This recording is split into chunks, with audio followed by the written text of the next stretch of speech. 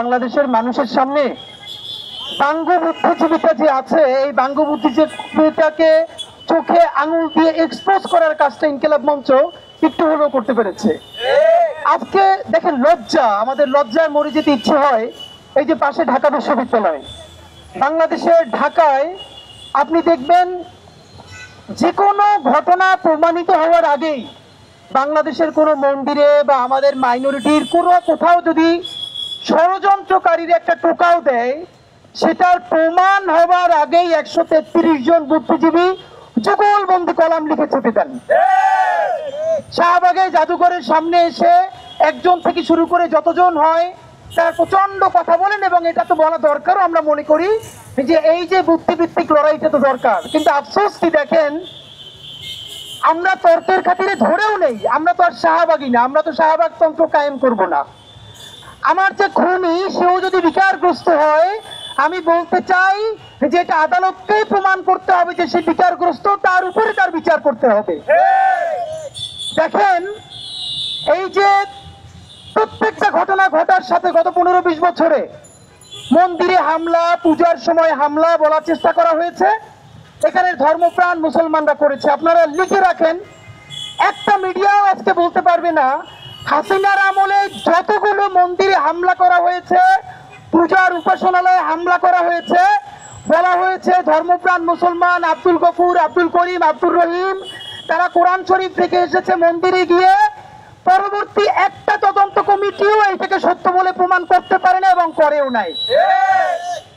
এবং এই যে সর্বশেষ পার্বত্য চট্টগ্রামে আমরা দেখলাম, যেখানে এই যে ধর্ষণের কথা বলে বাংলাদেশে পুরো মানে কি অদ্ভুত ব্যাপার, পার্বত্য চট্টগ্রামে একটা পাতা খসে পড়ার আগেই শাহবাগে এসে বলা শুরু হয়ে যাবে সেখান থেকে সেনাদেরকে সরাইতে হবে। কেন পার্বত্য চট্টগ্রাম থেকে সেনাদেরকে সরাইতে? তাহলে তোমাদের দাদাবাবু দিল্লির দিয়ে পার্বত্য চট্টগ্রাম দখল করাইতে সুবিধা হয়, এই জন্যই কি তোমরা বলতে থাকো? একই অবস্থা দেখেন, নরসাদ বিশ্ববিদ্যালয়ের মতো একটা জায়গায় একজন শিক্ষার্থী যেই অবমাননাটা করলো, আমি অবাক হই। আমরা মাঝে মধ্যে বলি যে আমাদের এখানে ধর্মপ্রাণ মুসলমান মাঝে মধ্যে অনেক কিছু বোঝে না, মাঝে মধ্যে তারা অনেক কঠিন ভাষায় কথা বলে ফেলে, কিন্তু আমি অবাক হই এইরকম জঘন্যতম কাজ করবার পর বাংলাদেশে আলেম সমাজের পক্ষ থেকে, ধর্মপ্রাণ মানুষদের পক্ষ থেকে যে রিয়াকশন হওয়ার কথা ছিল, তারা তার কিছুই করেন নাই, তারা সংযমের পরিচয় দিয়েছেন। এবং দেখেন ইনকিলাব মঞ্চের অবস্থাটা কি কঠিন। আমরা প্রত্যেকটা এরকম বিপদে আগে আমাদের ধর্মপ্রাণ মুসলমানদের হাতে পায়ে ধরে বলি, ভাই প্লিজ, আলিম ভাইকে যখন হত্যা করা হয়েছে প্লিজ বলেছি আল্লাহর ওয়াস্তে আপনারা সংযত থাকেন। এইরকম প্রত্যেকটা ঘটনায় বাংলাদেশের মুসলমানদেরকে আমরা সংযত থাকতে বলি। আপনারা বলেন এইরকম সংযত থাকতে থাকতে কোনো একদিন যে তার ধৈর্যের বাঁধ ভেঙে যাবে না, তার নিশ্চয়তা কে দিবে? আমাদের কেউ তো কয়দিন পরে মানুষ বিশ্বাস করতে শুরু করবে না। এখন অনেকে বলে থাকেন ধৈর্য ধরা কি শুধু এখানে মুসলমানদেরই কাজ, তাদেরও সমস্ত দায়? আপনাদেরকে একটা উত্তর দিই ভাইয়েরা, হ্যাঁ, এই বাংলাদেশের স্বাধীনতা সার্বভৌমত্ব টিকিয়ে রাখা, এখানে ইসলাম ইনসাফ দ্বীন থাকবে কি থাকবে না, এর সাথে বাংলাদেশের স্বাধীনতা সার্বভৌমত্বের সরাসরি প্রশ্ন জড়িত। বাংলাদেশের স্বাধীনতা সার্বভৌমত্ব অক্ষুণ্ণ থাকলে পরেই এখানে ইসলাম থাকবে, এখানে ইমান থাকবে, এখানে মুসলমান থাকবে।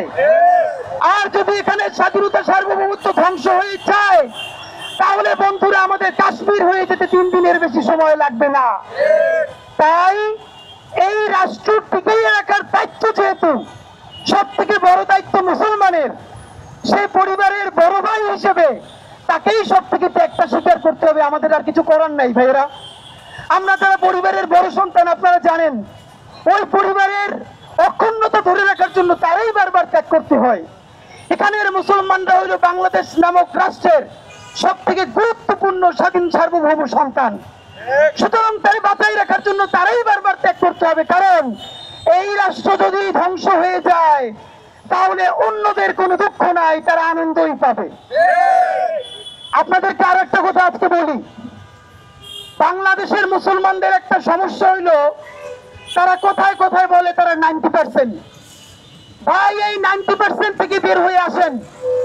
আপনি যতদিন না পর্যন্ত বুঝবেন এই 90% বলার মধ্য দিয়েই আপনার চাইতে ধরা হয়েছে, ততদিন আপনি এখানে কিছুই করতে পারবেন না। এই বাংলাদেশের 18 কোটি মানুষের মধ্যে মুসলমান পরিচয়ের মানুষেরা হলো সব থেকে বড় কালচারাল মাইনরিটি। প্রমাণ আমি আপনাকে বলি, তার বড় প্রমাণ হলো কোন মন্দিরে যদি সামান্য হামলা তো দূরের কথা, কোন ষড়যন্ত্র হয়, তাহলে বাংলাদেশের বিশ্ববিদ্যালয় শিক্ষক, এনজিওবাদী থেকে শুরু করে সবাই সেটার পক্ষে মুহূর্তেই রাস্তায় নামতে পারেন। কিন্তু মুসলমানের নিজের জীবনের থেকেও পবিত্র কোরআনে কারিমকে যদি লাথি মেরে নষ্ট করা হয়, তাহলে তার পক্ষে বলা তো দূরের কথা, তার ব্যাপারে একটা সামান্য শব্দের প্রতিবাদ করাকেও তারা সাম্প্রদায়িকতা মনে করেন। এইখানে মুসলমানের কোরআন কারিম ছাড়া অন্য সমস্ত ধর্মগ্রন্থগুলো হইল literature, great art, great literature. এটা বাংলাদেশের বুদ্ধিজীবীদের বইয়ের তাকে থাকতে পারবে।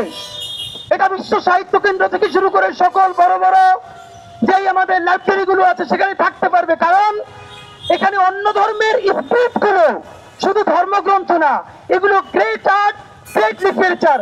কিন্তু কোরআন শরীফ এটা হইলো শুধু একটা ধর্মগ্রন্থ, এইটা কোনোভাবে গ্রেট আর্টও না, লিটারেচারও না, এটাকে বইয়ের তাকেও রাখা যাবে না, এবং এটা নিয়ে কথা বললেও বুদ্ধিজীবীতে থাকবে না। এই হলো আমাদের অবস্থা। বাংলাদেশের মুসলমান হইল 90% পপুলেশন উইথ 9% পাওয়ার। তার এই সমাজে কোনো স্টেক নাই, তার কোনো মালিকানা নাই, তার কোনো শরিকানা নাই। বন্ধুরা, একটা কথা বলে আপনাদেরকে শেষ করতে চাই। এই যে দুর্গা পূজায় কোন ধরনের ঝামেলা করতে পারলো না দিল্লির দোসরেরা, আওয়ামী লীগের গণহত্যাকারীরা, এই মাসে জুলাই সনদ বাস্তবায়নের জন্য সব থেকে গুরুত্বপূর্ণ মাস।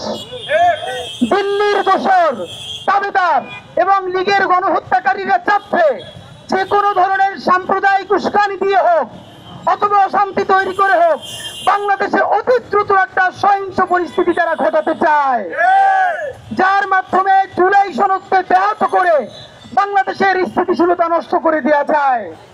এর চূড়ান্ত প্রমাণ তারা পার্বত্য চট্টগ্রামে চেষ্টা করেছিল। আপনারা দেখেছেন, স্বরাষ্ট্র উপদেষ্টা পর্যন্ত বলেছে পার্বত্য চট্টগ্রামের অবৈধ অস্ত্রগুলো আমাদের প্রতিবেশীর সীমান্ত থেকে এসেছে। বাংলাদেশের দেশপ্রেমিক মানুষদের সহযোগিতায়, আল্লাহ তাআলার অশেষ রহমতে সেই ষড়যন্ত্র আমরা সবাই মিলে মোকাবেলা করেছি। বন্ধুরা, এবার শুরু হবে। আজকে দেখবেন কেউ কোরআন শরীফ পায়ে মারাচ্ছে, কালকে দেখবেন কোরআন শরীফ পড়িয়ে দিচ্ছে। এখন আমাদের একটা কথা, আমাদের এই লোক যদি অসুস্থ হয়, তাহলে আজকে যে কোরআন শরীফ পড়াইলো, আগামীকালকে যে সে আবার পড়াবে না বা পালাবে না, তার নিশ্চয়তা কি আপনি আমাকে বলেন? সে যদি অসুস্থ হয়, তাহলে সে হয়তো মানসিক হাসপাতালে থাকবে, পাগলাগারুতে থাকবে, অথবা সে ট্রিটমেন্টে থাকবে। কিন্তু আপনি তাকে প্রকাশ্য দিবালোকে ছেড়ে দিয়ে আপনি মানুষের কলিজে আঘাত করবেন, তারপরে আমরা যখন তার বিচার চাইব তখন বলবেন যে অসুস্থ মানুষের সাথে এটা হয় না। তাহলে আপনি আসলে কি চান, পরিষ্কার করে বলেন। বন্ধুরা, আমরা অত্যন্ত একটা ব্যাপারে আতঙ্কিত এবং আশঙ্কা প্রকাশ করছি। এটা না হোক, আমরা আপনাদের কাছে দোয়া চাই। এমন ঘটতে পারে এই দেশে এই কাজটা করলো, আপনি দেখবেন এক সপ্তাহ, এক মাস বা কোনো একটা সময় দেশি অথবা বিদেশি কোনো এজেন্সি তাকে হত্যা করতে পারে। হত্যা করার পর 1 মিনিটের মধ্যে ঢাকার 133 জন বুদ্ধিজীবী ন্যারেটিভ সেট করে ফেলবে যে যেই ইসলামপন্থীরা বলেছিল তাকে হত্যা করতে হবে কোরআন পাড়ানোর দায়ে, তারাই তাকে হত্যা করেছে। সুতরাং বাংলাদেশের ইসলামিস্টরা, মুসলমানরা একজন হিন্দুকে হত্যা করেছে। এখন বাংলাদেশের হিন্দুদেরকে বাঁচানোর জন্য অবশ্যই ভারতকে এখানে ইন্টারভিউ করতে হবে। এই পরিস্থিতি তারা তৈরি করতে চায়। আপনাদের মাধ্যমে বলতে চাই, কোরআন কারীম, ত্রিপিটক, বাইবেল, এই সমস্ত রিলিজিয়াস স্ক্রিপ্ট বাংলাদেশের প্রত্যেকটা ধর্মপ্রাণ মানুষের কাছে অত্যন্ত সম্মানিত। আপনি দেখেন এখানের আলিমরা মাঝে মধ্যে অতি কঠোর ভাষায় কথা বলেন, কিন্তু দেখবেন না কোনো মাহফিলে বা কোনো প্রোগ্রামে তারা অন্য কোনো ধর্মের ধর্মগ্রন্থকে আঘাত করেছে বা এরকম বাজে শব্দ চয়ন করেছে। যদি কেউ ভুলেও করে থাকে, আপামর মুসলমান দেশপ্রেমিক মানুষ তার বিরুদ্ধে সব থেকে বড় প্রতিবাদ জারি রাখে। আমি আমার হিন্দু ভাই বোনদেরকে আজকে একটা বিনীত অনুরোধ করতে চাই, বাংলাদেশে কোনো মন্দিরে অথবা যত জায়গায় হামলা করার চেষ্টা করা হয়েছে, বাংলাদেশের মুসলমানরা দিনে রাতে মন্দির পাহারা দিয়ে নিরাপত্তা নিশ্চিত করেছে। আমি আমার হিন্দু ভাই বোনদেরকে বলতে চাই, বন্ধুরা, এই যে কোরআন অবমাননা করা হলো, এর প্রতিবাদ করার একমাত্র দায়িত্ব কি মুসলমানের নাকি আমার হিন্দু ভাই বোনেরও? যতদিন না পর্যন্ত ইসলাম অবমাননা এবং কোরআন অবমাননার বিরুদ্ধে আমার হিন্দু ভাই, আমার হিন্দু বোনেরা প্রতিবাদ করার জন্য রাজপথে দাঁড়াতে না পারবে, ততদিন পর্যন্ত মুসলমানেরা যদি কলিজা কেটেও মন্দির পাহারা দেয়, আমরা ইনসাফের রাষ্ট্র প্রতিষ্ঠা করতে পারবো না।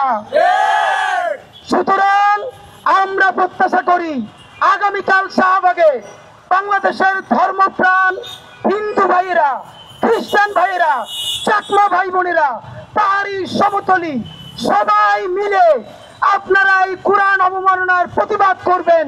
তবেই আমরা বুঝতে পারবো দিল্লির আধিপত্যবাদ এবং গণহত্যাকারী আওয়ামী লীগের ষড়যন্ত্রকে ধরতে দিয়ে সবাই মিলে আমরা আমাদের ইনসাফের বাংলাদেশ প্রতিষ্ঠা করতে পারবো ইনশাআল্লাহ।